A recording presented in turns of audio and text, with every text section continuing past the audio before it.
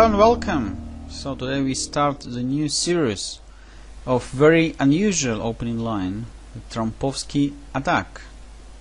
So after d4 and knight f6, when white would like to avoid the theoretical battles in the Nimzo Indian or Queen's Indian defense, white could try going for bishop g5. So this line is not so popular even in today's practice. However, it has quite a lot of favor even in the grandmaster practicing. Some of grandmasters like Julian Hodgson and the former world champion, women world champion Antonetta Stefanova just played this bishop g5 line in the practicing. However, of course, the great popularity of this d4 knight f6 bishop g5 move, of course, come from the Viktor Korchnoi, who used this bishop g5 Trompowsky attack line against the Karpov in their world championship matches. And later on, even Anand used the bishop g5 move in the decisive game against the world champion Anatoly Karpov in 1998 World Championship cycle.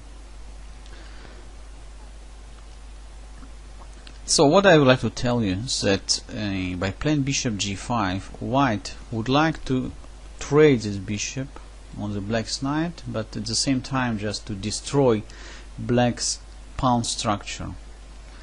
And in many situations white is trying to play very slow lines and to keep the center closed, because black got two bishops advantage in many variations.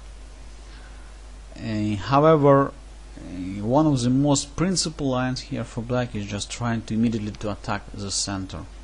So the best and the most interesting, of course, and the theory recommendation is just to move the knight to e4 and only later on to play or c5 or d5, so with attacking the white's bishop on g5. Indeed, the players who loves playing the King's Indian defense, so usually keeping the knight on f6 and trying to attack the white's pawn on d4.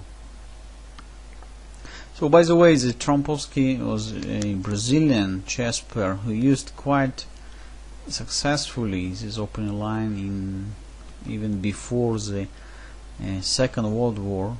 However, as I explained, there is a great popularity, so this move and the greatest respect, of course, for this popularity just goes to Viktor Korchnoi. So after c5, white in many variations could immediately capture on f6. However, after g takes f6, d5 and move like queen b6 or even f5, so black reached quite playable and quite interesting counterplay. Really to say, even I played this position with black pieces a few times and I didn't find any serious troubles after the opening. So black is trying to attack the center quite fast.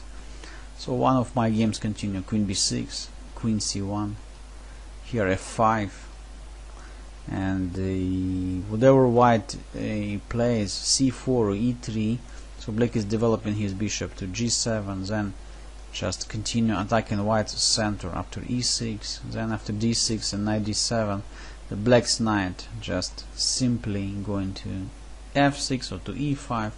So black has quite solid pawn structure in the center, and this pawn mass sometimes could just give white a headache for finding some plan in this situation, since black is having two bishops advantage and center control, so not so clear how white could fight for the serious advantage in such a situation.